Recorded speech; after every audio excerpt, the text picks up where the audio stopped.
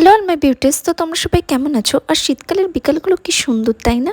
তো আজকে আমি রেডি হয়ে যাচ্ছিলাম আর কি একটু ঘুরতে সামনে। তো তারপরে দেখলাম এই যে মা ছানা মিলে ওরা হচ্ছে এখানে খেলাধুলো করছে আর কি। তারপরে আমার বাড়ির এখানে একটা খুব সুন্দর জায়গা আছে, এখানে একটা খুব সুন্দর মন্দিরও আছে।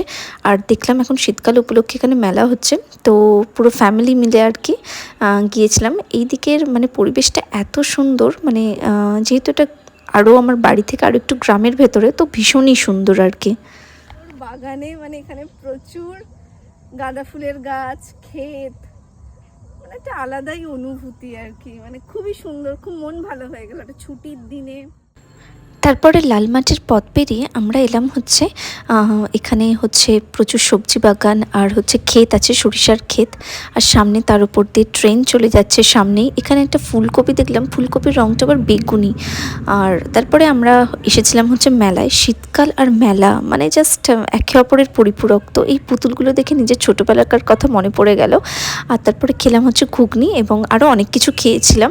তারপরে লাস্টে আইসক্রিম খেয়ে তারপরে সন্ধে হয়ে গেছিলো। তারপরে ফিরলাম হচ্ছে বাড়ি। চলো আজকের মতো টাটা।